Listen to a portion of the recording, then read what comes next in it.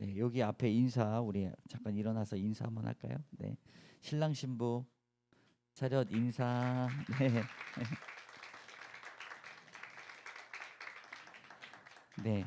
이 시간에는 하나님께서 주시는 말씀 우리 고병기 성도 나와서 나오셔서 함께 말씀 봉독하겠습니다.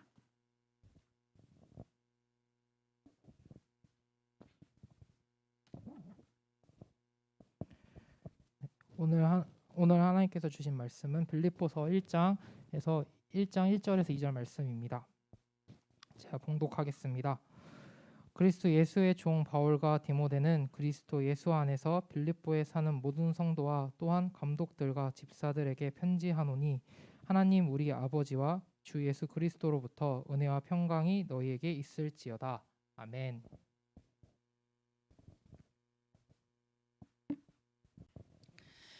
네, 오늘 함께 따라하겠습니다. 참된 기쁨. 남자들은 언제 기쁨이 있습니까? 자신들을 알아주는 상사, 회사가 있으면 기쁨이 있죠. 인정받을 때 기쁨이 있습니다. 존재의 이유를 찾았다라고 말합니다. 여자들은 자신을 평생 지켜주고 함께하는 남자가 있을 때 존재의 이유를 찾았다. 여기 존재의 이유를 찾으신 분 계시고, 사람은 존재의 이유를 알아야 기쁨이 얻게 됩니다.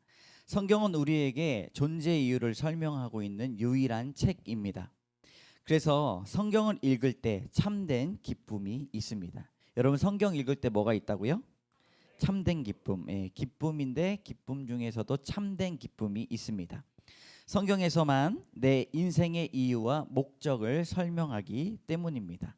성경이 우리에게 오기까지 참 유구한 역사가 있는데, 이스라엘 백성들이 가나안 땅에 들어가자마자, 그 땅을 밟자마자 가장 먼저 해야 될 것이 신명기 말씀에 나옵니다. 우리 다 같이 읽어보도록 하겠습니다. 시작. 너는 이 율법의 모든 말씀을 그 돌들 위에 분명하고 정확하게 기록할지니라. 아멘. 뭐라고요? 분명하고 정확하게 기록해라 라고 말씀하고 있습니다. 하나님께서 그때마다 말씀하시면 되잖아요. 네, 기도할 때 말씀하시면 되잖아요. 그런데 기록하라 말씀하신 이유가 무엇일까?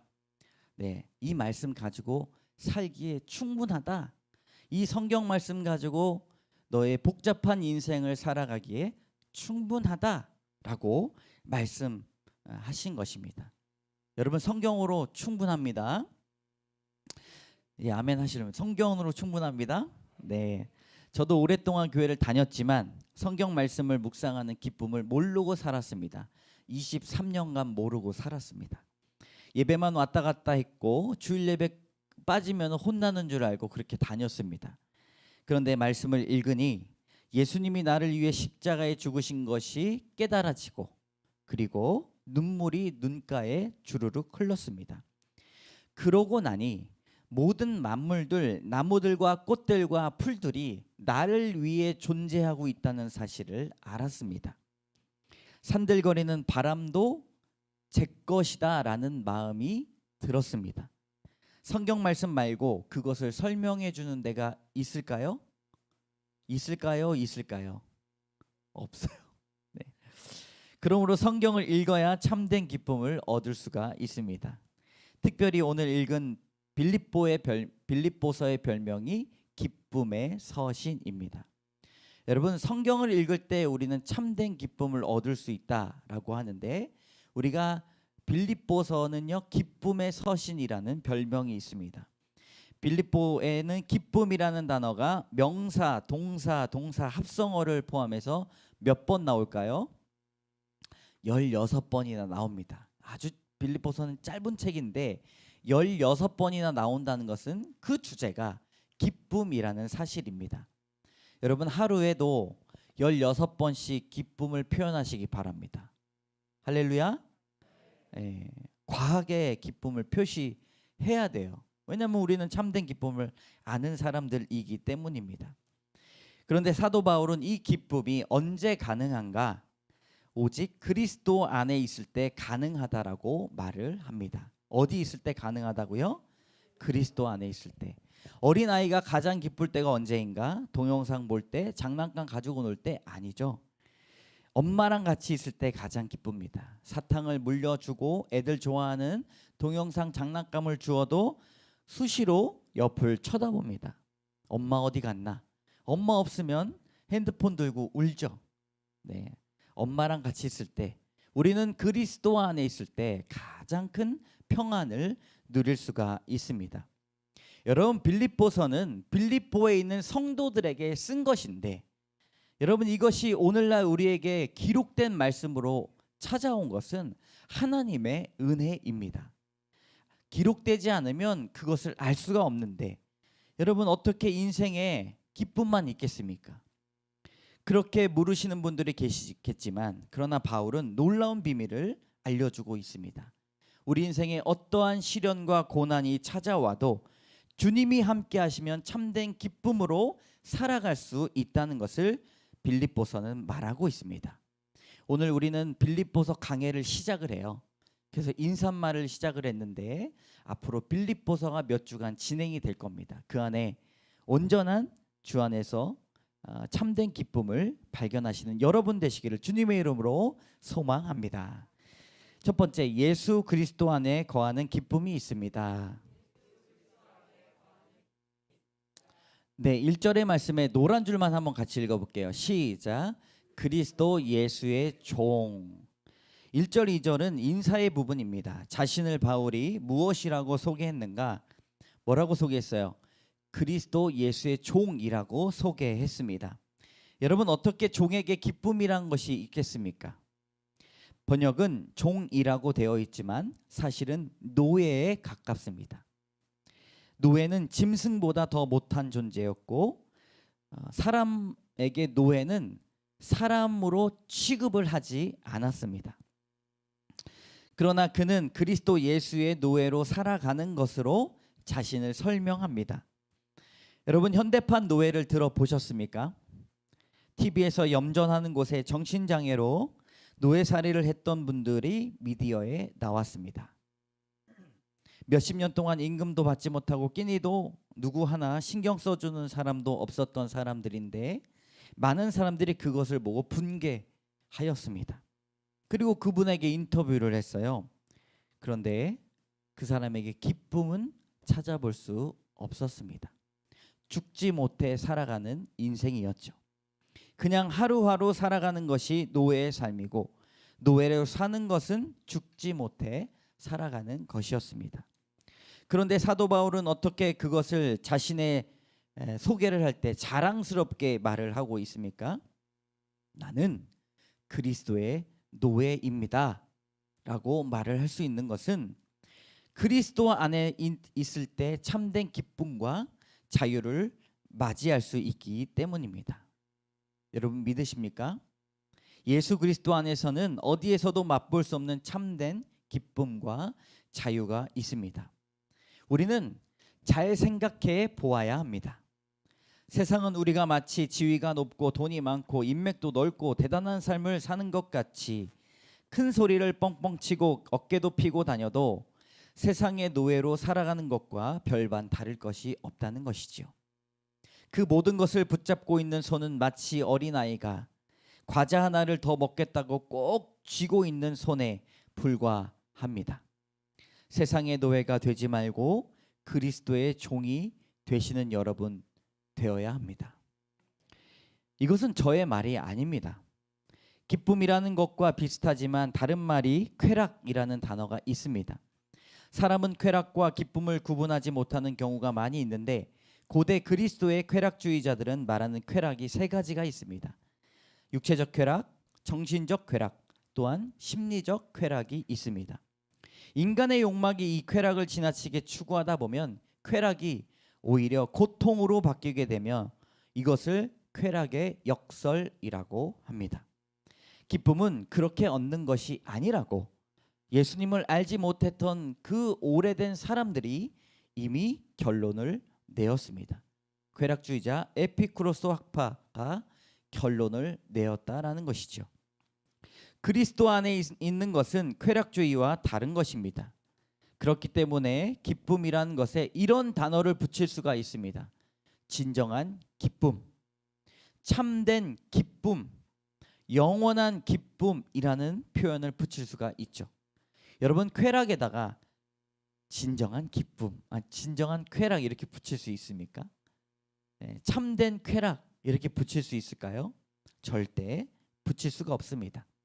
그리스도 안에 있는 그 기쁨의 깊이를 깨달으시는 여러분 되시기를 바랍니다. 성경은 늘 기뻐하라라고 명령하고 있습니다. 기독교인으로 날마다 기뻐하고 무슨 일이든 기뻐할 수 있는 것은 쉽지가 않아요. 어떻게 기뻐할 수 있겠습니까?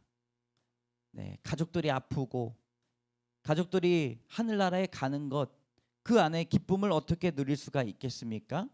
그러나 우리의 삶을 하나님께서 인도하시고 계획하시고 인생의 진정한 가치를 발견하고 그것을 삶 속에서 누릴 때 그 기쁨이 가능하다는 것입니다.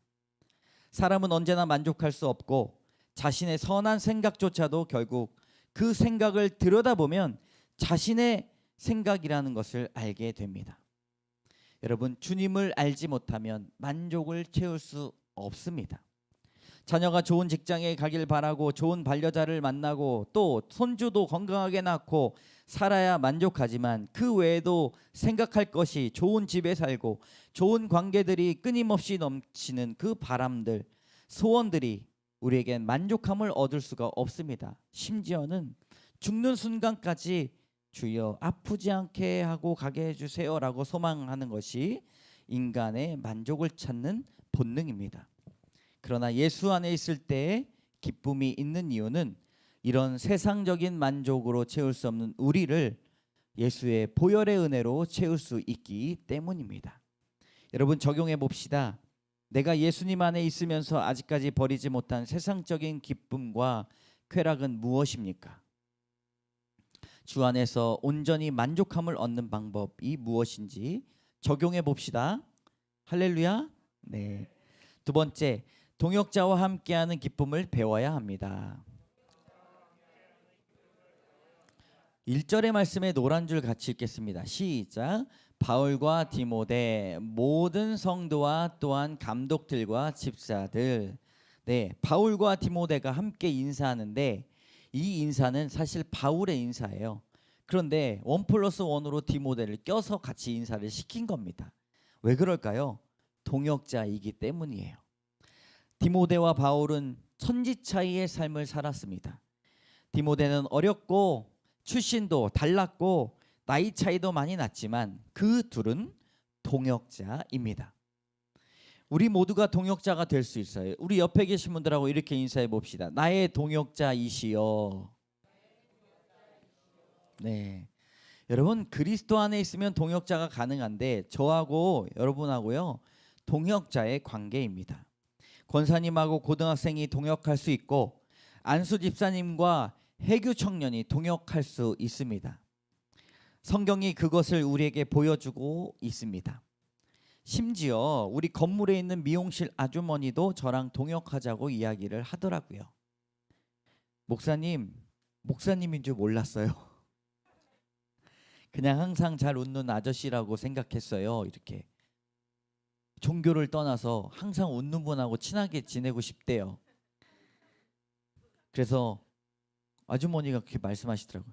이거 머리 거기서 깎은 거예요. 제가 할 수 있는 것이 있다면 무엇이든 할게요 라고 이렇게 이야기하셨어요. 네, 우리 부모님 안 계신 고아 청년들 오시면 머리 공짜로 깎아준다고. 여러분, 예수님 안에 없어도 동역은 가능하죠. 그죠? 근데 더욱더 강력한 것은 예수 안에 있는 동역이 더욱더 강력합니다. 예수 없는 동역은 친구, 그리고 이 전략적 요충 관계, 뭐 상호 보완 관계 이렇게 설명할 수 있잖아요. 좋으면 좋아요. 그런데 조금 이해 타산이 맞지 않으면 언제든지 떠나고 오늘의 우방이 내일의 적이 될 수 있고 오늘의 적이 내일의 우방이 될 수 있는 것이 예수님 없는 동역입니다. 그래서 직장에서 우리가 동역할 수 있는 관계들이 믿음 안에서 이루어지는 것이 복이에요. 다 그렇게 할 수 없잖아요. 그렇죠? 쉽지 않아요. 직장에서 같은 믿음을 소유하고 있는 사람을 만나기는 쉽지 않습니다. 그러나 예수 안에 있는 믿음 안에 있는 동역이 얼마나 귀중한지를 그걸 통해서 우리는 깨달아야 되죠. 모든 성도와 또한 감독들과 집사들과 같이 바울은 동역자가 많다라는 것을 깨달았습니다. 여러분 편지 보낼 때 바울은 한 사람 한 사람 얼굴이 떠올랐겠죠. 네, 우리 저 평창 갈 때도 준비할 때 이름 착 치고 우리 권사님 안 가실 줄 알았는데 가신대. 막 얼굴이 선선하게 떠올라요. 오늘도 우리 초청하여 오신 우리 방문 해주셨던 우리 종현이 아버님과 또 우리 막내 유현이 권사의 막내 동생분, 제가 오신다는 이야기 들었을 때 얼마나 기뻤는지 모릅니다. 여러분 하나님은요 생각하지도 못했던 관계를 통해서 동역하십니다. 제가 개척할 때 참으로 힘이 되는 기도가 있었어요. 귀한 권사님들, 집사님들 전화해가지고 저를 위해 기도해 주실 때 눈물 나게 했던 기도가 브리스길라와 아굴라 같은 동역자 만나게 해주세요.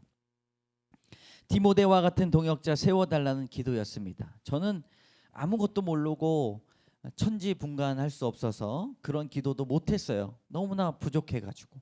그런데 그런 기도를 해주시는 성도님 때문에 성도가 많이 오는 것보다 마음을 나눌 수 있는 동역자 한 명이 절실했습니다. 여러분 그것이 필요하다고 성경은 말하고 있어요. 스승과 제자, 선생과 학생이라는 말보다 동역자, 친구, 동무라는 말이 더 좋습니다. 그렇죠? 네, 예수님도 우리를 친구라고 하셨습니다. 요한복음 15장 14절의 말씀 함께 읽겠습니다. 시작. 아멘. 얼마나 마음이 든든한지 몰라요. 기도의 동역자, 재정의 동역자, 자주 보지 못해도 친구였고 동무였습니다. 함께 마음을 나누고 사역하니 마음이 외로울 것 없고 힘이 납니다. 여러분 적용해 봅시다. 이런 동역자가 여러분 옆에 계십니까? 여러분은 누구의 동역자가 되기를 원하십니까? 혼자서 할 수 없는 일이 두 가지가 있습니다. 첫 번째는 결혼 혼자 한다고 하면 미친놈 소리 듣습니다. 두 번째로 교회를 세우는 일이 혼자서 할 수 없습니다. 혼자서는 결코 할 수 없는 일들이 이 두 가지의 일입니다. 공동체를 섬기고 사랑하는 것은 참으로 어려워요. 쉽다고 누구나 할 수 있는 일이 아닙니다. 그 안에 가시도 있어요. 쳐다보기도 싫은 사람이 있습니다. 아픈 상처가 있기 때문에 아파요. 그래서 현대 기독교인들은 공동체를 세우는 것을 매우 어렵게 생각합니다. 저는 목회를 하는 12년 동안 목회의 우선순위를 잘못 알았던 것 같습니다. 개척을 하면서 이제 목회를 좀 다시 배워요. 그래서 우리 성도분들께 감사를 넙죽 엎드리면서 인사를 드리고 싶습니다. 가게 오픈하면 가게 주인 가르치는 사람이 누굽니까? 손님들이 가르쳐요. 그렇죠? 네. 갑자기 막 16사람 와가지고 단체 주문하면요, 지금까지 한 사람 올 때 배우지 못했던 걸 가게 주인이 배웁니다. 목사도 마찬가지예요. 개척할 때 많이 배웁니다. 지난 12년 동안 교회는 위로하고 격려하고 맛있는 거 같이 먹고 하면 그것이 목회인 줄 알았습니다. 물론 위로하고 격려하고 신방하는 것 중요하지만 더욱 중요한 것은 말씀으로 굳게 서서 함께 동역자로 서는 것이 매우 중요합니다. 저는 교회에서 위로하고 격려한다고 삶의 문제가 해결될 줄 알았어요. 조금만 그런데 수가 틀리고 자신의 생각이 다르고 삶의 어려움이 가중되면 교회를 떠나고 공동체를 떠나는 것을 제가 12교회를 거치면서 알았습니다. 붙잡으려고 해도 붙잡을 수 없었습니다. 그 어떤 것도 할 수 없는 목회자인 제 자신이 자괴감이 너무나 많이 들어서 목회를 포기하고 싶을 때도 많이 있었습니다. 그런데 제 힘으로 하려는 것은 아니었어요. 그때도 겸손하게 주 앞에 엎드렸습니다. 그러나 그 문제 앞에 아무것도 할 수 없다고 기도하겠다고 응원하겠다고 힘내시라고 말하는 것에 공허 속에 외치는 소리였던 것이죠. 가장 중요한 것은 하나님의 말씀을 깨닫고 그 고난의 이유를 설명하며 견딤과 오래 참음을 가지고 하나님의 복을 선포하는 일이 저의 가장 우선순위의 할 일이었습니다. 그 다음에 위로하고 격려하는 것이죠. 매일 묵상하는 하나님의 말씀이 구원의 역사, 구속사로 들려질 때 나의 인생이 해석되는 것을 알게 되는 것입니다. 아무도 이해할 수 없고 아무도 설명할 수 없는 그 인생의 깊이와 복잡함이 하나님의 말씀으로 해석된다는 그 놀라운 은혜를 알았습니다. 그러므로 말씀만 알면 지금 당장 이사를 가시든 해외로 가시든 저는 하나님께 맡겨드릴 수 있는 자유함을 얻게 되었습니다.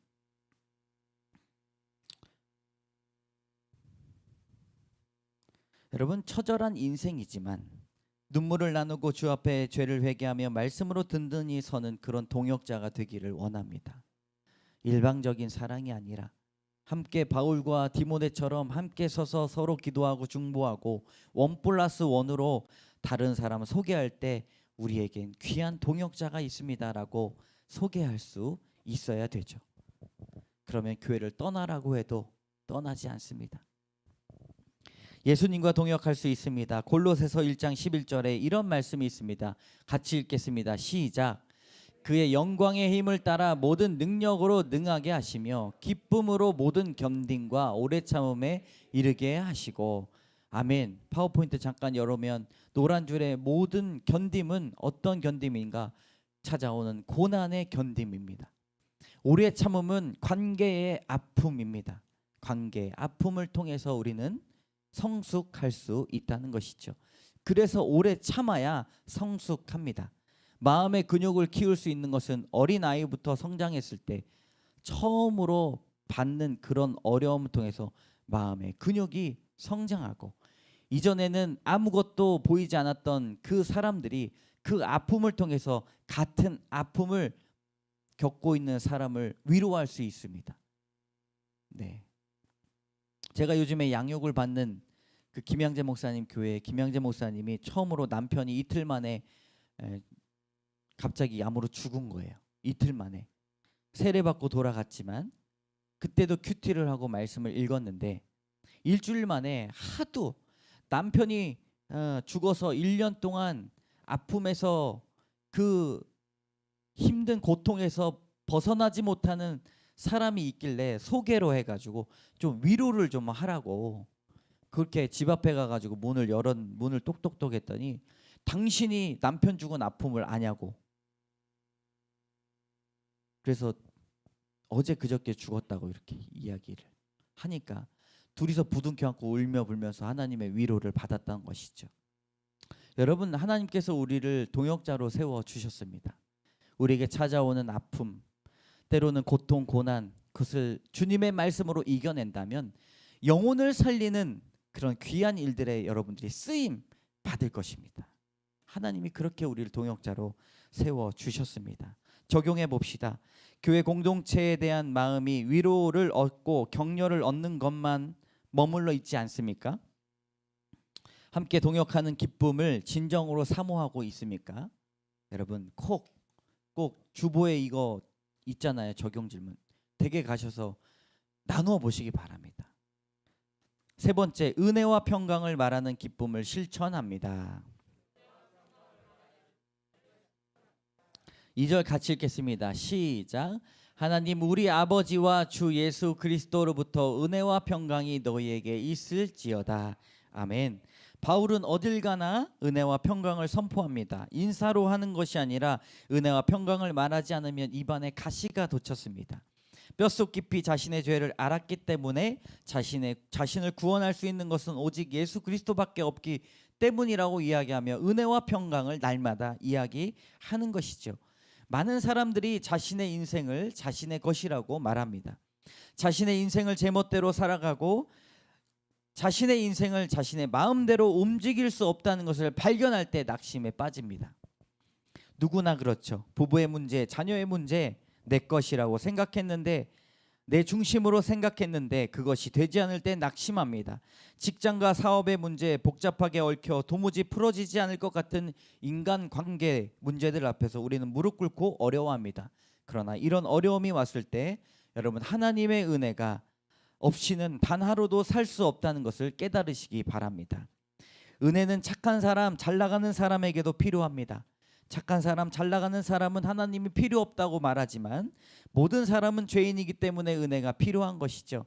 하나님 앞에 잘난 사람은 없고 못난 사람은 없습니다. 돌이킨 사람, 돌이키지 않는 사람만 존재하는 것이죠. 은혜와 평강을 선포하시기 바랍니다. 로마서부터 쭉 보면은 은혜와 평강 노래합니다. 로마서의 말씀에 은혜와 평강이 있기를 원하노라, 은혜와 평강이 있기를 원하노라, 은혜와 평강이 있기를 원하노라. 우리 골로새서도 같이 한번 읽어보겠습니다. 노란 줄 시작.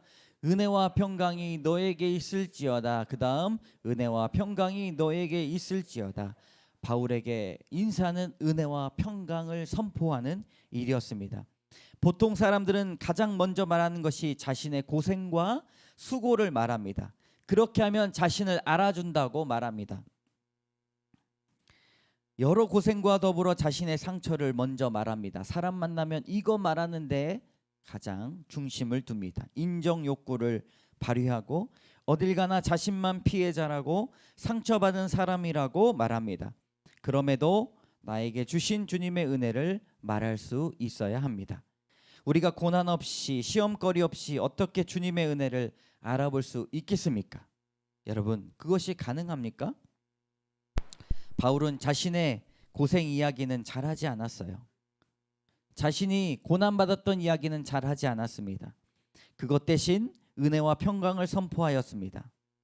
내가 받은 은혜와 평강이 당신들에게도 있기를 소망합니다 라고 구체적으로 말하였습니다. 그런데 사도 바울이 자신의 삶의 고난의 이야기를 꺼낼 때가 있었습니다. 여러분, 언제 꺼낼까요? 영혼 구원할 때 사용합니다. 간증을 하는 것이죠. 내가 여러분과 똑같은 아픔을 가지고 있습니다. 여러분, 나에게 주신 하나님의 말씀이 여러분들에게도 함께 하실 것입니다 라고 그런 선포하는 모습을 보게 됩니다. 자신이 받은 구체적인 오늘의 말씀이 있어야 됩니다. 은혜와 평강을 나누는데 익숙하고 불평과 불만을 하게 되면 그것이 화살로 돌아와 나의 삶을 망치게 됩니다. 여러분, 은혜를 나누는 시간에 여러분들의 시간을 할애하시기 바랍니다. 함께 읽겠습니다. 에베소서 4장 시작. 무릇 더러운 말은 너희 입 밖에도 내지 말고 오직 덕을 세우는 데 소용되는 대로 선한 말을 하여 듣는 자들에게 은혜를 끼치게 하라. 아멘. 더럽다라는 말은 쓸모없는 낡은 무익한 무가치한 말을 말합니다. 선한 말을 하여 듣는 자에게 은혜와 평강을 끼치시는 여러분들 되시기 바랍니다. 적용해 봅시다. 여러분은 은혜와 평강을 말하는데 익숙하십니까? 고생과 수고를 말하는데 익숙하십니까? 다른 사람들의 더러운 말에 상처받기보다 덕을 세우는 은혜만을 생각하시기 바랍니다. 함께 말씀을 생각하시면서 우리 첫 번째 참된 기쁨, 예수 그리스도 안에 거하는 기쁨이 있습니다. 동역자와 함께하는 기쁨을 배워야 합니다. 은혜와 평강을 말하는 기쁨을 실천합시다. 함께 1분간 결단하며 기도하겠습니다.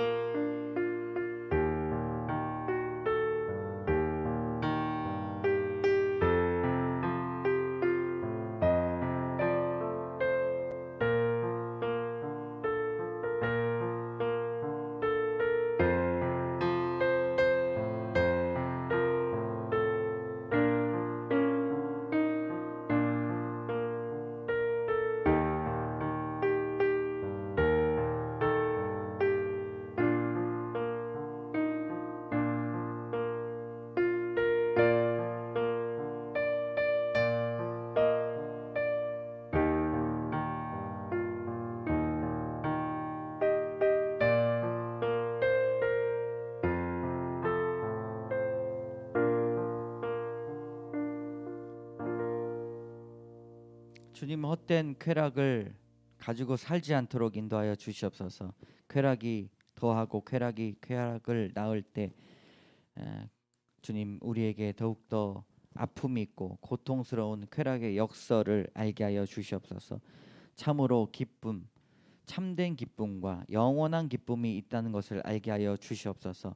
하나님 말씀이 들리게 하여 주시고 깨닫게 하여 주시고, 하나님 교회만 왔다 갔다 하는 것이 아니라 그 말씀이 하나님, 기록된 그 말씀이 하나님이시며 기록된 말씀으로 하루의 삶을 붙잡고 나아갈 수 있는 은혜를 더하여 주시옵소서.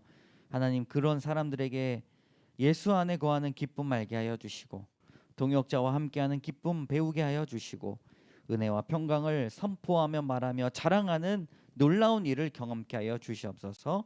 모든 말씀 예수님 이름으로 기도드립니다. 아멘. 우리 다 같이 일어나셔서 결단의 찬양 함께 하겠습니다.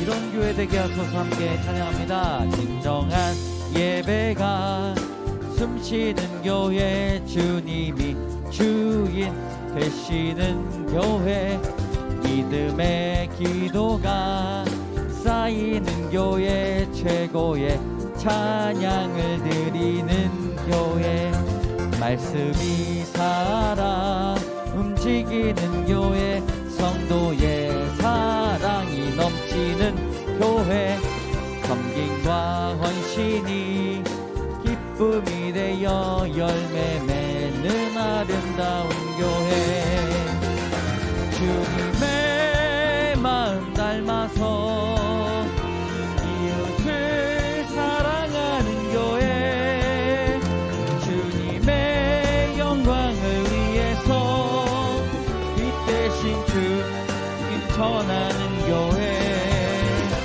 사랑의 불꽃이 활짝 피어나 날마다 사랑에 빠지는 교회, 주께서 사랑하는 광성교회가 이런 교회 되게 하소서.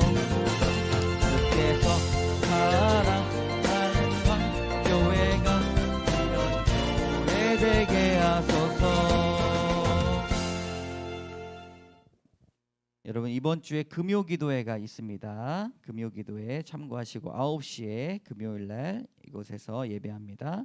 축도 헌금기도와 축도로 예배를 마칩니다. 참 좋으신 하나님 감사합니다. 우리의 귀한 물질을 주님 앞에 드릴 때 주님 받아주시고 이 예물들이 성결하고 거룩하게 주님의 사역에 온전히 사용될 수 있도록 인도하여 주시옵소서. 하나님 또 11조와 감사헌금과 목적 헌금과 주정 헌금, 주님 여러 가지 감사 헌금을 주님 앞에 드립니다. 주님 앞에 드릴 때 곡간의 곡식이 떨어지지 않으며 심령의 은혜가 떨어지지 않는 귀한 복이 있게 하여 주시고, 하나님 또 모으고 내 것에 손에 움켜잡는 것이 아니라 베풀고 주님 나눠주고 돌보는 사역들이 많아질 수 있도록 도와주시며 그 안에 참된 기쁨, 나누는 기쁨을 소유하게 하여 주시옵소서. 하나님 또한 예물을 드릴 때에 기도 제목도 올려드립니다. 모든 것이 여호와 이레 하나님께서 바라보시며 하나님께서 예비하신 일들이 온전히 이루어질 수 있도록 인도하여 주시고, 하나님 우리의 소망이 아니라 하나님의 뜻대로 이루어지며 고백하며 참된 기쁨을 주님과 나누는 동역자로 바로 서게 하여 주시옵소서. 주님 받아주실 줄 믿사오며 모든 말씀 예수님 이름으로 감사드리며 기도드립니다. 아멘.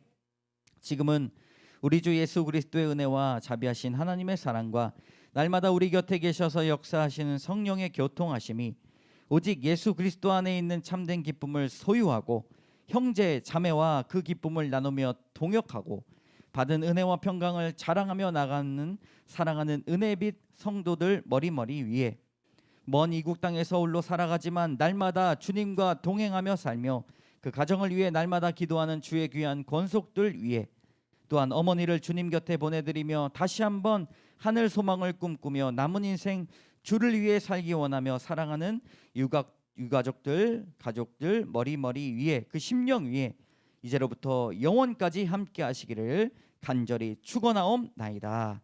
아멘.